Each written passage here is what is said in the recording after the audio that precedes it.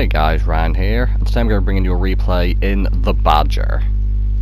Now, as you can see as we're loading in, it is not a great map for a Badger, and what I mean for that is this map is huge, which straight away is not good when you're in a slow vehicle, especially given the recent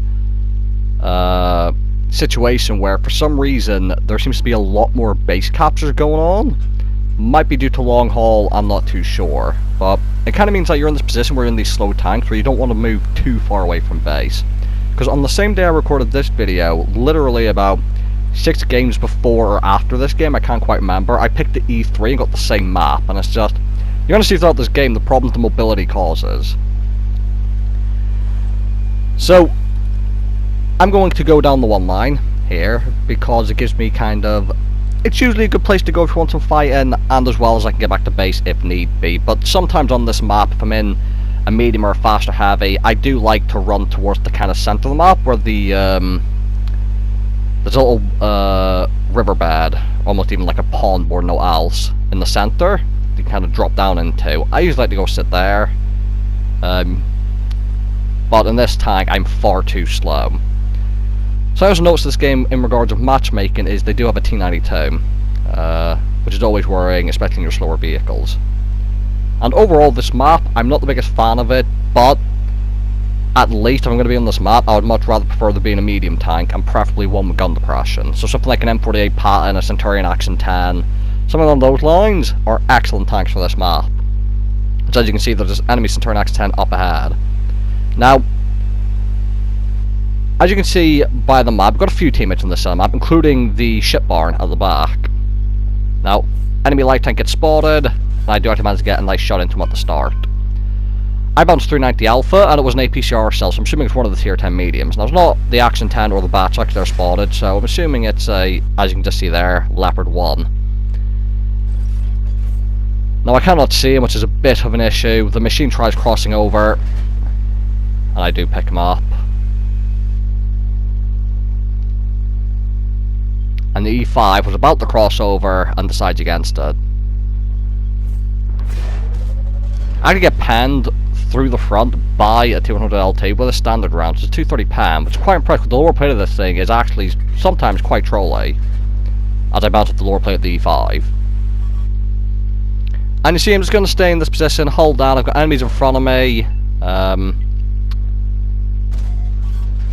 the less I have to move away from base, the better. So the E5 crosses over, and I do get shot into him. And I do manage to also get shot into the lower plate of the Conqueror. Now the issue is, I want to go to where Felix is right now, because I'm playing with Felix and Spandex in this, and Felix is just ahead of me in this chiefdom. I want to go join him and help him. But as you can see, because of how slow I am and the fact that I will get spotted if I cross over here, I'm a bit wary of making the cross until I've got rid of these enemies in front. So the Conqueror over there might have spotted me, and also the light tank still somewhere over here, and if I start crossing, he spots me and comes to circle me, I'll be in a bit of trouble. Now I fuck up that shot there on the 200 LT. Leopard 1 finally gets spotted, as does the Action 10, and the Action 10 actually gets tracked, and I think it was Felix who tracked him. And you see, he was actually backing up and may have been able to get into cover had he not been tracked. So that's one tier 10 medium down, which is really good. I wanted on the map because I was wanting to see where that light tank was going, just in case he was trying to sneak up behind me. Gets onto the Leopard. Now you can see, for the most part, the Badger's excellent gun handling actually working for me, as it usually does. I do really like this tank. Just as I said, it's a lot faster than a Tortoise, but it's still slow. And when you get, as I said, maps like this, it's quite painful. Also, the nice thing about the position I'm in is because I've got this kind of cliff to my left, it stops the artillery from hitting me. I've now decided, with our teammate pushing up towards... sorry, with the enemy pushing up towards Felix, I'm going to try and cross over. Now, unfortunately, the machine does empty his clip into Felix, so now Felix is on very low hit points.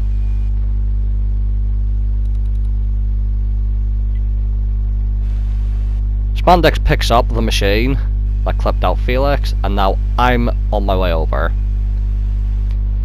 Number 1 gets spotted, I use 10 degrees of gun depression. I missed the Leopard one.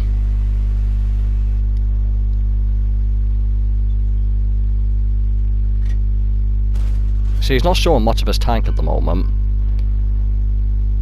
I noticed I have APCR shells loaded. I don't know why I had them loaded. I think when I was expecting to come over here and fight the machine and the E5.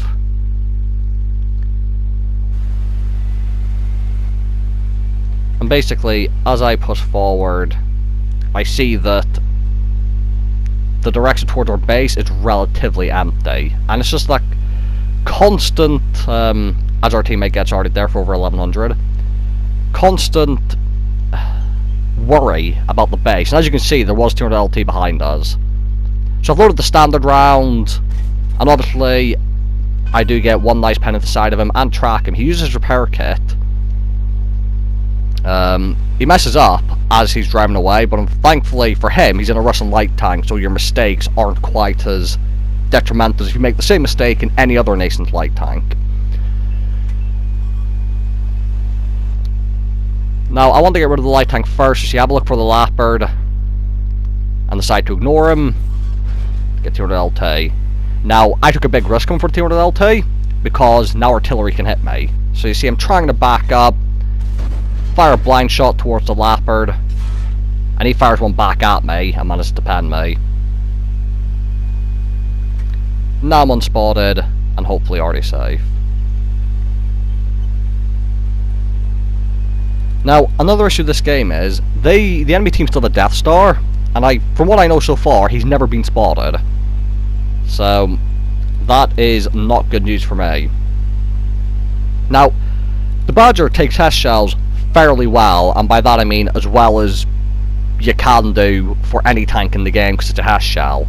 Because it's got good frontal armor, and I do have a spall liner on this vehicle. Now obviously you do still take loads of damage, but you're probably second best vehicle in the game to be shot at. Like, I think the only thing that takes Hess shells better than this is the E3. That seems to take Hess shells quite well without losing too many hit points. Which is an upside of these vehicles. They say I'm staying somewhere close to base because they do have still the Leopard and another medium. And I'm just, at this point, I'm expecting to see our base start being capped any moment now. And that's why I'm moving over here. Our 430Us move towards their base.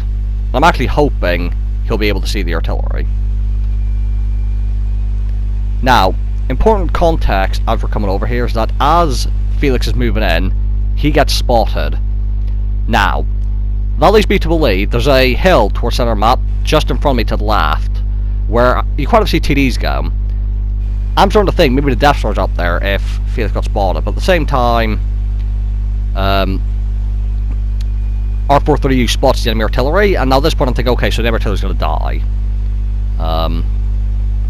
Which would be great for everyone. For me, and the Felix, and how low his hit points are.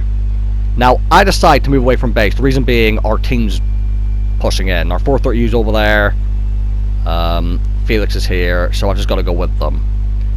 Still stay towards center map, and it turns out that our 430U was not able to get the artillery. I'm assuming because he was spotted and maybe someone else shot at him. As I said, the Death Star is somewhere, we've no idea where. Felix gets RD'd, which is not good for me. And now I'm going to go see if the hill, where I think the Death Star might be, is indeed him. Or it could be the medium tank. So he's just round here, I'm expecting to see him. I do get spotted. There's the Batchat. And the Leopard. So it's actually the Leopard who's up there. 430U picks up the Batchat for me. Now I need to drive forward to get out of the way of artillery. They're going to see I hug the rocks as close as possible. One, to try and proxy spot the Leopard, and two, so I can back up against it in case he tries to drop down for me.